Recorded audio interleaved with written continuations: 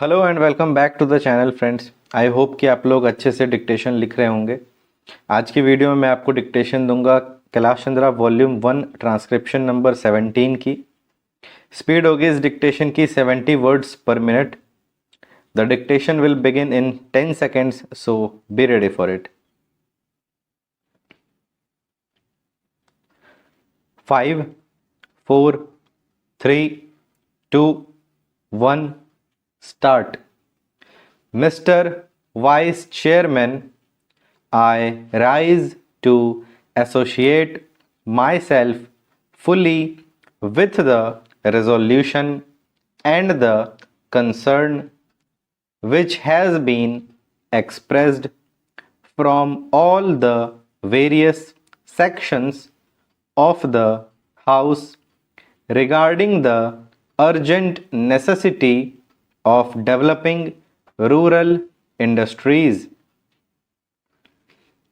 As time passes by, we are reaching a situation in our rural areas where something desperate needs to be done immediately if we want to preserve the social stability of the country and also to see that full use is made of the time and talent of the people in the rural areas which go waste today, as has been pointed out in the resolution. Sir, the Planning Commission and the Government of India have applied their minds to the various isolated aspects of rural industries, and some valuable reports have been published and some important recommendations have been made in these reports which need consideration.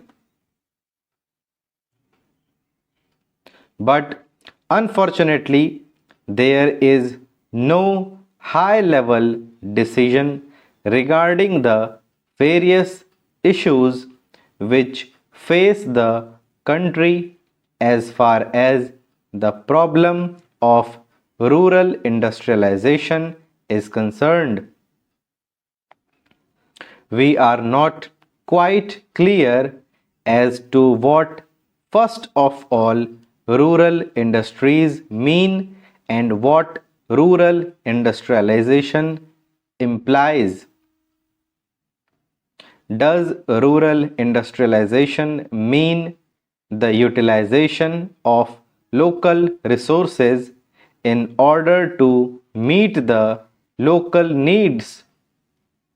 Or does rural industrialization imply the creating of surplus in the rural areas which could be exchanged with the surplus in other centers of the country and thereby create a richer life for the rural areas?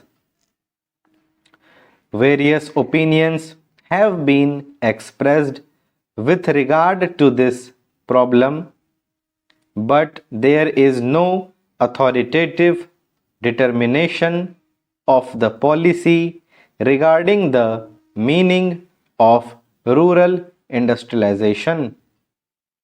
It has been suggested that if such import of capital and skill from urban centers were to mean merely the multiplication of industrial centers in the rural areas, such an industrialization of the rural areas would nullify the advantages that are likely to accrue as a result of the rural industrialization.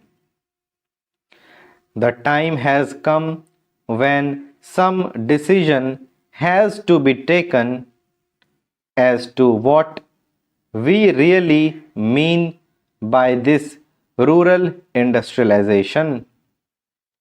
There is also difference of opinion regarding the authority that should undertake the responsibility for this rural industrialization. From the literature that has been published in this connection, it is quite obvious that two distinct and powerful schools have developed regarding this issue. On the one hand, there are people who believe that the task of rural industrialization should be entrusted to the village panchayats, since they represent the village people and they have the resources and the powers to raise the necessary resources from the rural areas. The panchayats, it is felt, are the competent authorities to deal with the problem of rural industrialization. Equally strongly, it has been argued by others that cooperatives are the right answer to the question as to which should be the authority that should deal with rural industrialization. I may also mention that there is a third school which believes that the import of private capital and private skill into the work of rural industrial development is the real answer to the problem which we face in the matter of rural industrialization. Here again, some authoritative determination of the policy has become necessary because in the absence of such a policy, ad hoc decisions are taken which sometimes cancel each other, and therefore the rapid progress which we hope and wish for in rural industrialization becomes impossible. Then again, there is the further question of protection that may be necessary for rural industries in view of the lack of the internal economy from which rural industries would suffer. Whatever may be the answer to the first two questions, Professor Malkani has already referred to this question and various suggestions have been put forward. But all these suggestions require some detailed consideration as there are a large number of difficulties in implementing any one of these suggestions. Demarcation of markets and the imposition of taxes in order to see that goods from the urban centers do not reach the rural centers is unfairly competitive conditions. are some of the suggestions that have been made. One great advantage of a vast country is the large number of markets that are available for the goods that are produced in the country. However, if these markets are artificially restricted and goods are not allowed to move from one center to another, I am afraid more problems would be raised than solved if this protection is sought to be given in this manner.